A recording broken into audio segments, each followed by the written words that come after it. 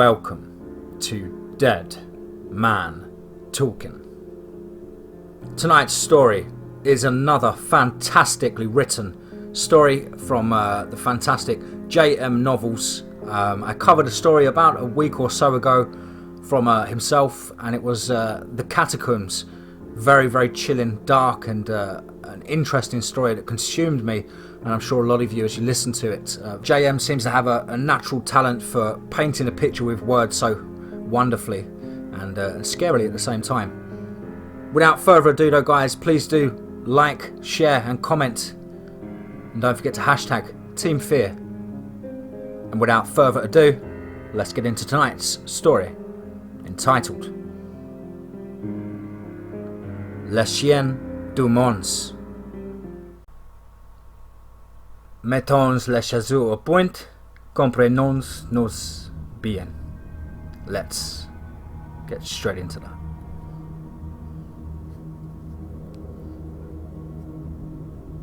War didn't turn out to be what I thought. I grew up on stories of the might of the British Empire and the glory of the thousands of its soldiers. My father told me tales of great heroes from ancient times, slaying beasts and defending their honour. Yet, in the year of 1914, when I stared out across the desolate field of Mons, all of that faded away. They never told stories about the blood, the horror, the gore, or the sheer numbers in which life was lost. As I looked across that no man's land, I could see nothing but a graveyard filled with skulls, horses, soldiers, shell holes, limbs, blood, fire, everything but glory. I sat on the edge of the trench, looking out. My rifle sat across my lap. Usually they tell us to keep our heads down and out of sight, but as night came, a thick fog rolled across the desolate waste, covering the bodies of the dead in a cold shroud.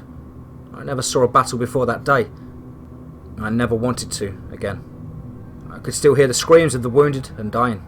At first, I thought it all to be in my head, but alas, as soon as my commander came to me and asked me to help the stretcher barriers fetch the wounded from the field, I knew that those screams out in the foggy darkness were a reality. I didn't want to go there. I didn't want to step foot on that unholy ground, but I had to. Someone had to fetch the dead and dying. I just hated that it was me to be the one to do it. Fortunately, there were 3 others that would be joining me on the expedition out into the night. Davis carried the back end of my stretcher, while I led from the front. I don't remember his first name, but he'd been at Mons since the 23rd. By the way he carried himself though, it was as if he'd been there for a lifetime. The other 2 men who carried the other stretcher were Pratt and Howitt. I'd never seen them before, but my commander introduced us before we were sent out of the trenches, over the top and into the darkness of the Deadlands. Earlier that day, I never thought I would make it back to the British trenches. I thought that I would be stuck out in wasteland forever amongst the dead and dying. Those machine guns fired close to me many times, and I didn't believe I would make it. The fog that rolled over, all of the shell holes and dying in the nights reminded me of the smoke from the artillery, smoke from the rifles. My heart skipped a beat when I imagined a bayonet. I didn't like being back out there, even under the protection of nightfall. The 4 of us walked in a straight line. Pratt led the formation. Howitt, who carried the back end of the stretcher, walked directly ahead of me. Davis didn't like being on the tail end. In fact, he constantly complained about it. He asked that we flip a coin, just to see if he could try his luck. Alas though, we were all luckier than he. But we were all unlucky enough to set back out into the waste.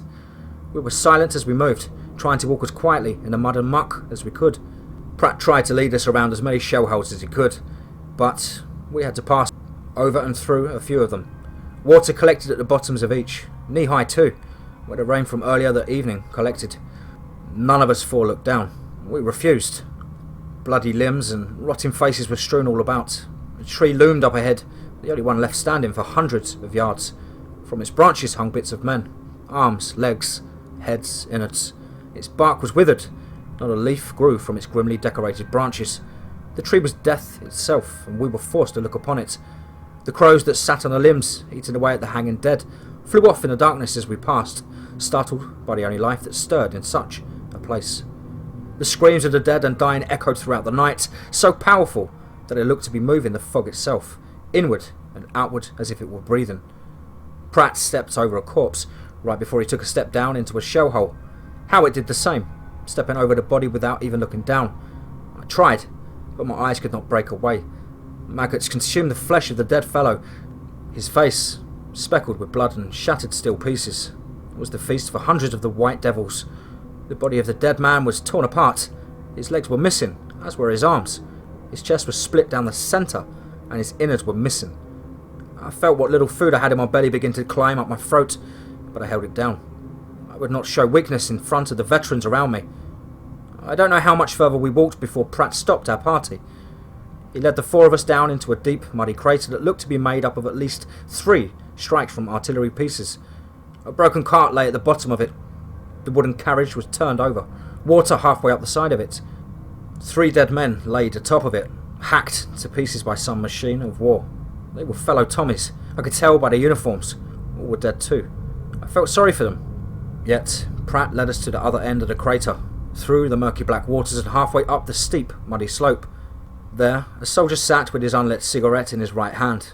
His left dangled from the wrist, and his feet were peppered with metal. He sang a song softly to himself, something that I didn't hear until we grew closer. I must have been in my own little world while we walked, but Pratt, the oldest and most experienced of the group, heard. As we approached the wounded soldier, he looked to Pratt and asked in a gravely voice, "Have a light?"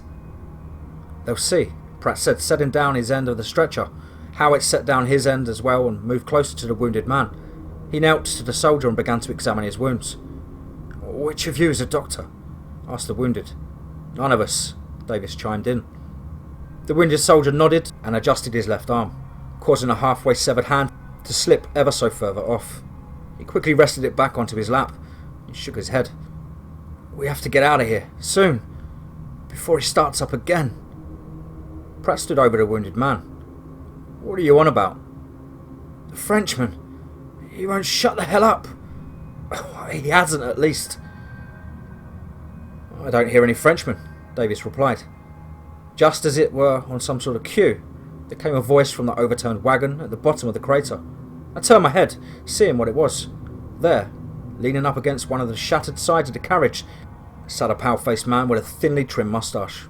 His hair was black as the night's, and his eyes were hidden deep within the shadows of his sockets. He muttered to himself softly and repeatedly, as if it were some mantra to keep him awake. "La chienne, la chienne, la chienne." "The hell is he saying?" Howard asked the wounded soldier. The wounded Brit took his cigarette and placed it in his mouth as if he were going to smoke the thing.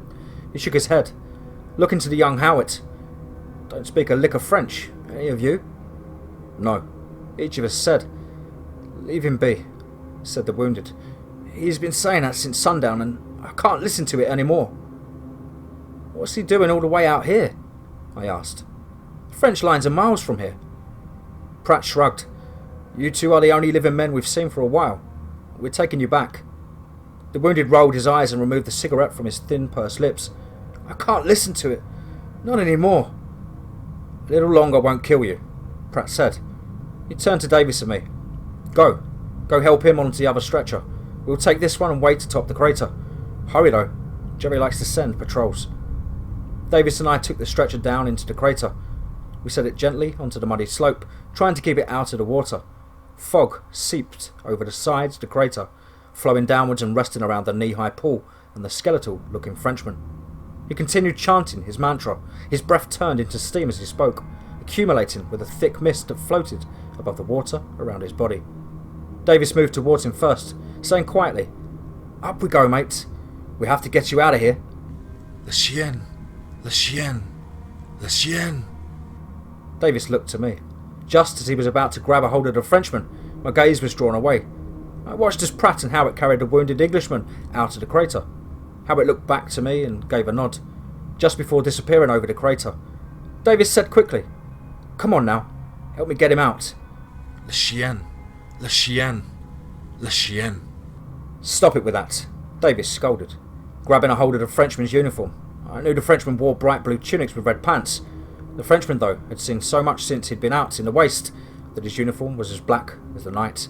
His pants, which I could see once Davis forced him up, were tattered and muddied.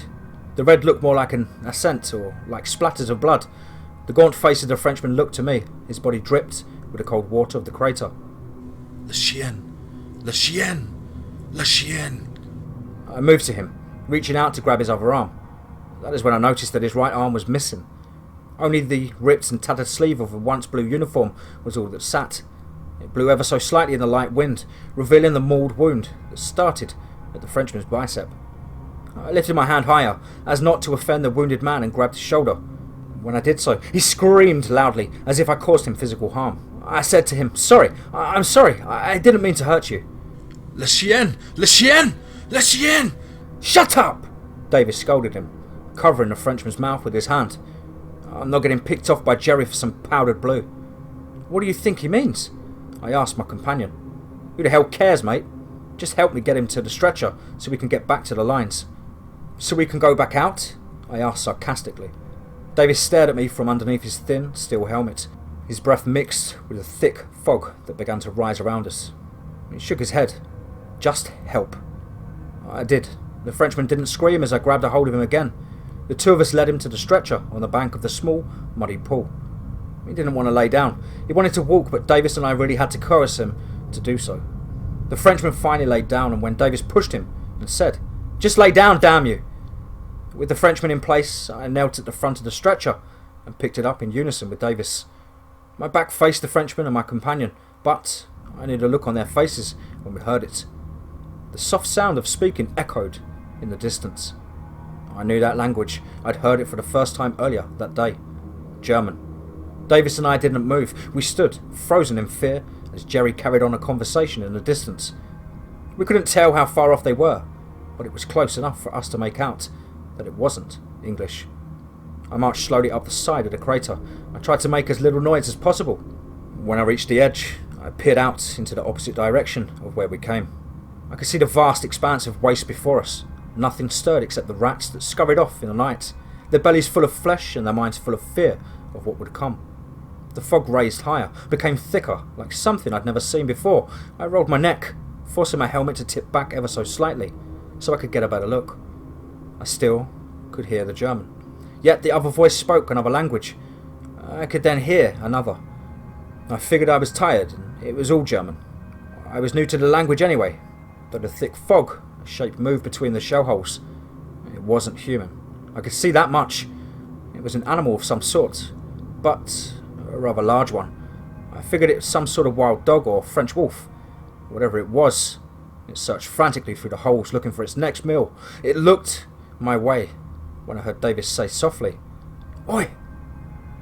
The beast's eyes glowed with a pale light to the crescent moon. They looked my way, as if it could see me peering over the shell hole out into the field. It was far away though. It had to be more than 100 yards. I stared at it as it stared back, wondering what it was and what it was doing. The fog accumulated around it as if it knowingly tried to mask the creature. And Davis spoke again. "Oi!" I looked back, annoyed and confused. What the bloody hell is it? Where's Pratt and Howard? I looked away from Davis back out to where I'd seen the beast, and it was gone. It must have been only my imagination or a dream. I hadn't slept in over a day. I was tired. That's what it had to be. As I looked over my shoulder to see where Pratt and Howard were supposed to wait, they were gone. I stepped out of the crater, Davis and the Frenchman in tow, and we walked around the crater trying to see if we could see anything at all. We couldn't even make out the fresh footprints among the dead and the muck. Davis scolded quietly. "Those cunts left us here. Maybe they heard it too. The German, I mean," I said.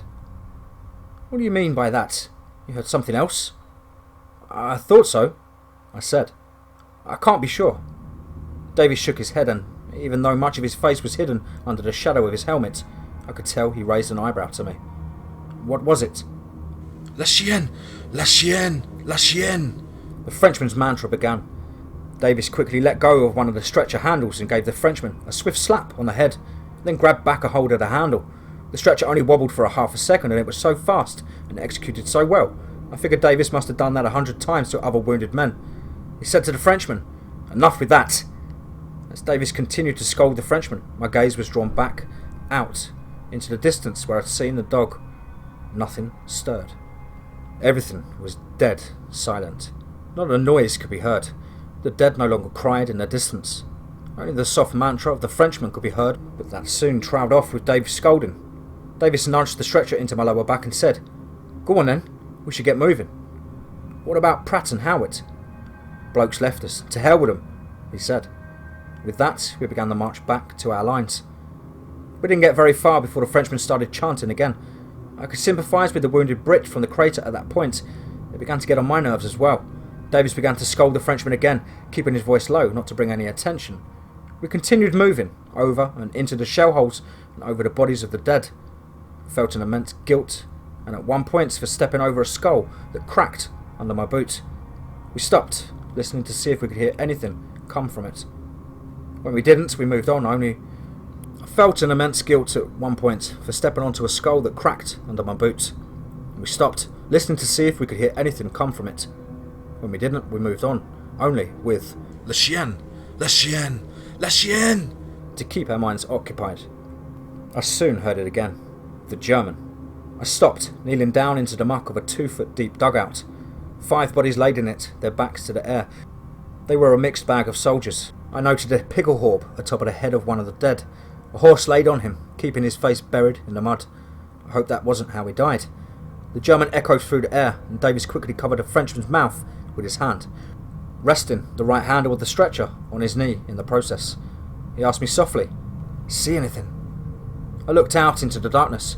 I couldn't. It was only fog and death at first.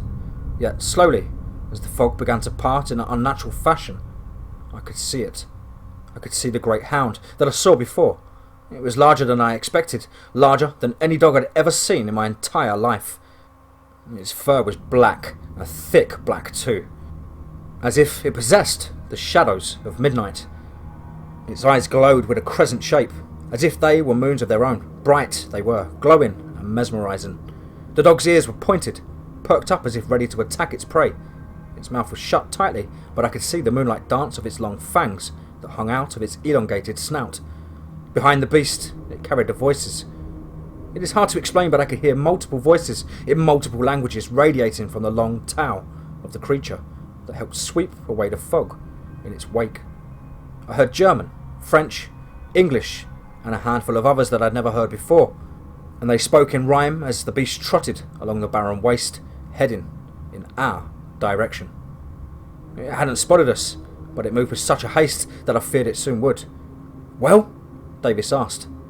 It was then that the Frenchman sat up, looking out into the field. It was as if he had seen the beast before. His eyes grew wide, terrified by just the look of it alone. I understood. I couldn't quite comprehend what I looked at. He muttered, Le chien! Then, as if he couldn't control himself, he let out a horrifying scream, and it echoed through the darkness, loud enough that I wondered if the stars would burst. It grabbed his wounded arm, and then his chest, as if he could not bear the sight. He shouted to me, La Montrouvé!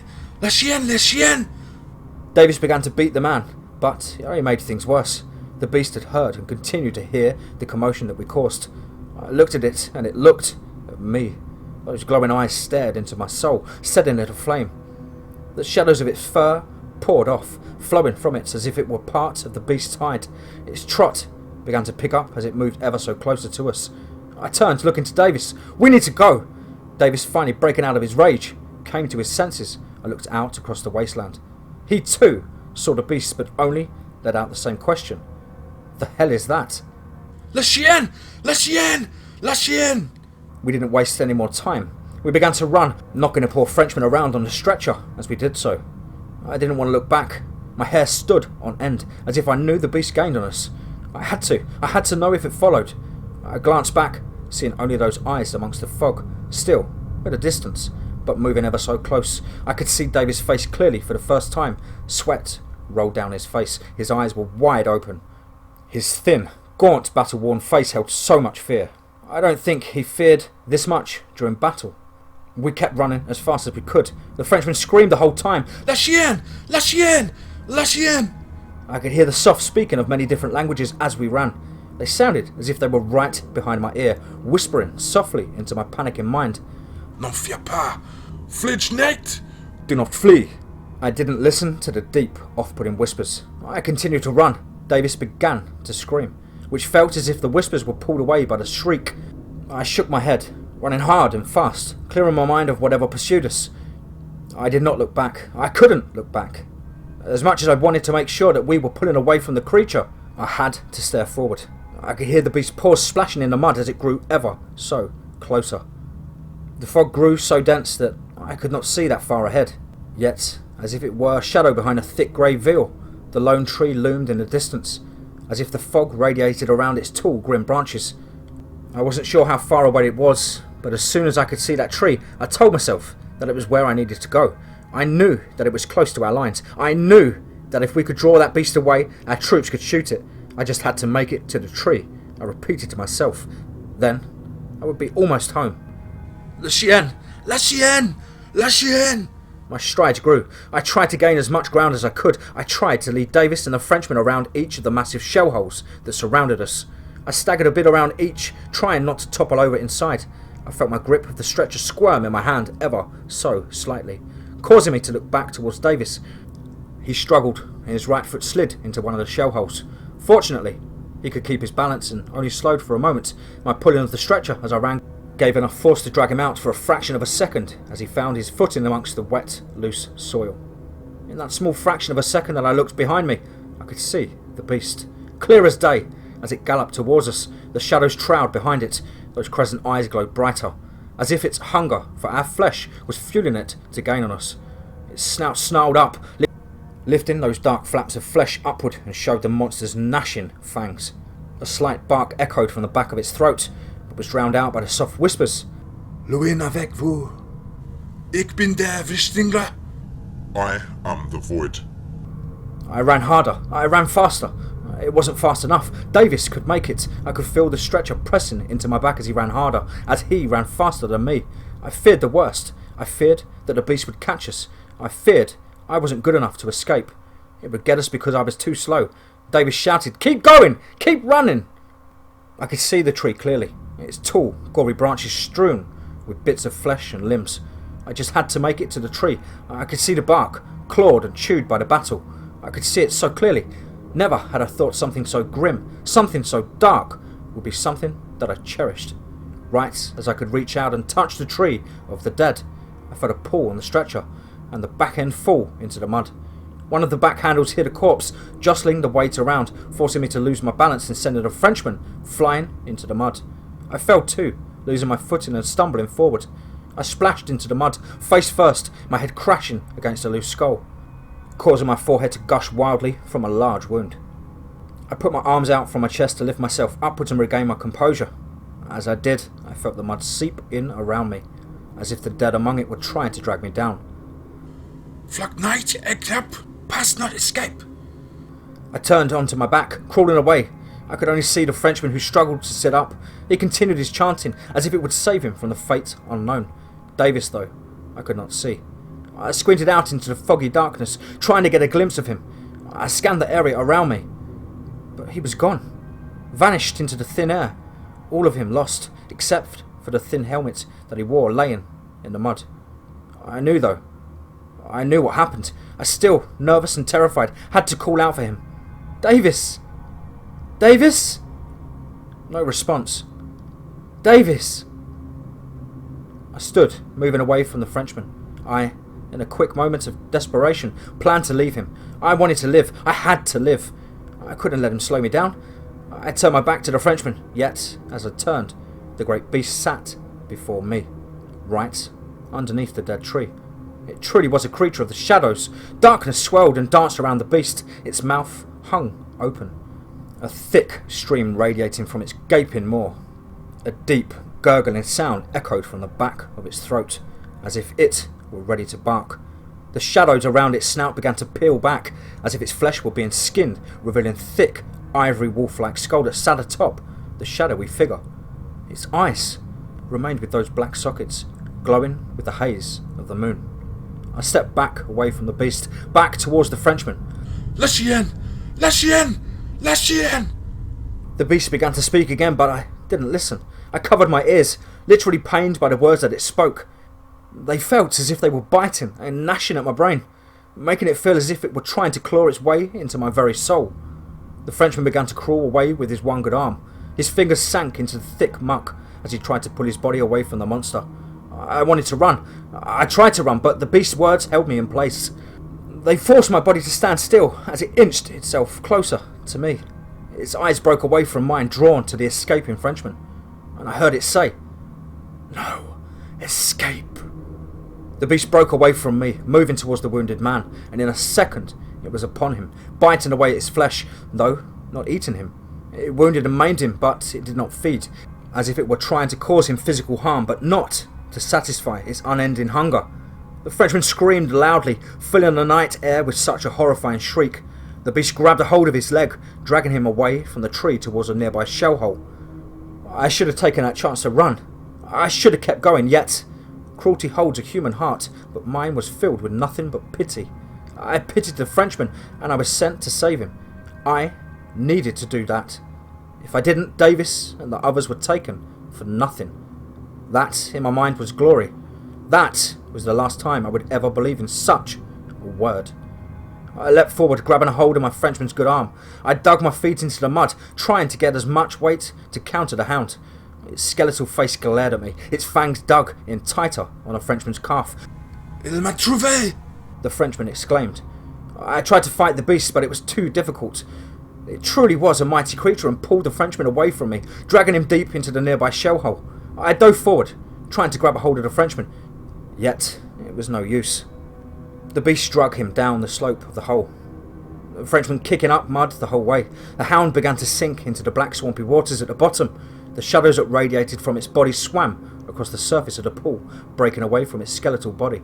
The Frenchman looked at me horrified, and I tried one last time to help. I slid down into the hole, fearful that I too would be taken. Yet, in my moment of glory, that all faded away from my mind as I reached for his hand. He grabbed me, screaming in fear. The beast, though, pulled him away from me, dragging him under the water. As the Frenchman's head became submerged, his grip went limp, and his arm threw back, and quickly disappeared under the small pool of water. I heard it speak a final time. Kein Leben. Seulement la mort. I expected there to be thrashing. I expected there to be some form of struggle beneath the water, yet it sat completely undisturbed. I stood, collecting my thoughts and terrified of what I had just witnessed.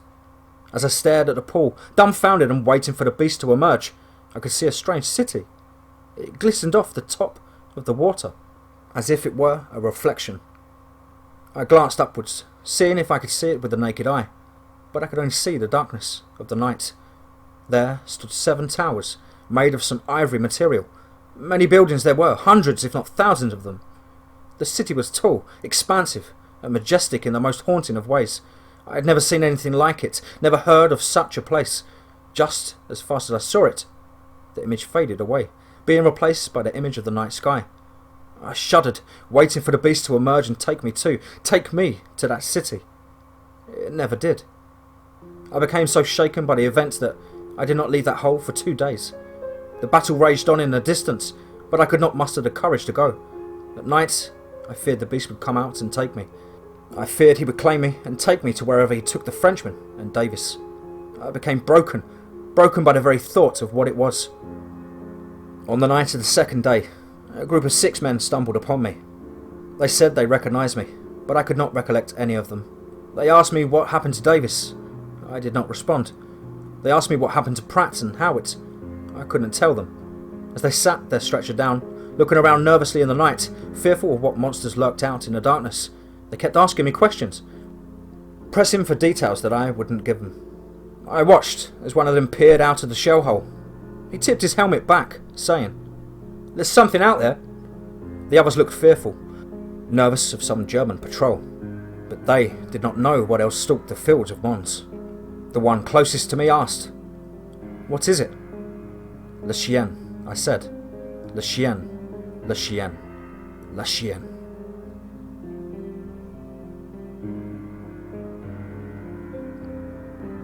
Wow. Fantastic story there. I hope you guys and girls enjoyed that one as much as I did, narrating it and reading through it. Very gripping and just painted such a grim picture in the mind there of a battle scene and the wasteland and deprivation and desperation that goes on. Thank you ever so much to JM Novels again for letting me narrate one of his wonderful, wonderful stories. I look forward to doing many, many more in the future. Obviously, I hope I got some of those pronunciations there for the German and French languages there. Always worth a crack, anyway. Hope you guys enjoyed that. As ever, please do let me know down below in the comments what you thought. Please do like and share, as your support really does help the channel grow. And don't forget to hashtag Team Fear. And remember guys, above all, be safe, not sorry.